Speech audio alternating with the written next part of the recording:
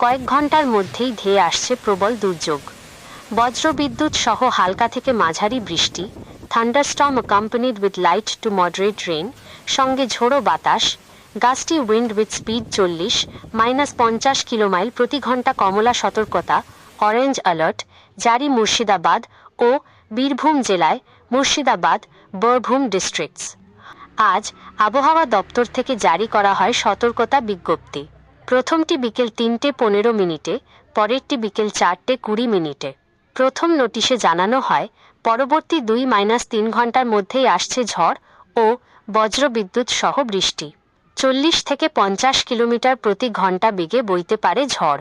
মুর্শিদাবাদ ও বীরভূম জেলার কিছু অংশে জারি করা হয় অরেঞ্জ অ্যালার্টও।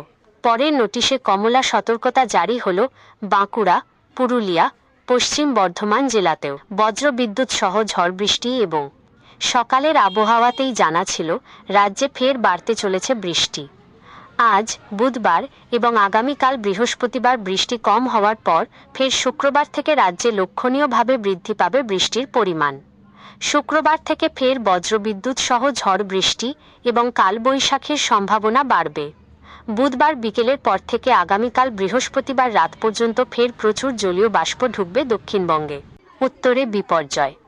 আবহাওয়া দফতরের পূর্বাভাস, উত্তরবঙ্গের সব জেলায় ঝড় বৃষ্টির সম্ভাবনা রয়েছে। উত্তরবঙ্গের উপরের দিকের 5 জেলার কিছু অংশে বজ্রবিদ্যুৎ সহ ঝড় বৃষ্টির সম্ভাবনা বেশি থাকবে। বজ্রবিদ্যুৎ সহ বৃষ্টি দার্জিলিং, কালিম্পং, কোচবিহার, জলপাইগুড়ি এবং আলিপুরদুয়ার, মালদা ও 2 দিনাজপুর জেলায়, সঙ্গে 40-50 কিলোমিটার গতিবেগে ঝড়।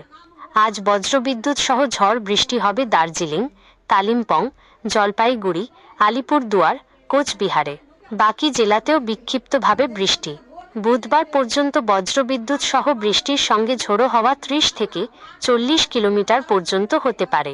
দার্জিলিং, কালিম্পং, আলিপুরদুয়ার, কোচবিহার ও জলপাইগুড়িতে ঝড় বৃষ্টির সম্ভাবনা বেশি থাকবে। আগামীকাল বৃষ্টি কমে যাওয়ার পরে পরশু শুক্রবার থেকে ঝড় বৃষ্টির পরিমাণ বাড়বে, অর্থাৎ উত্তরে দুর্যোগপূর্ণ আবহাওয়া চলবে গোটা সপ্তাহে।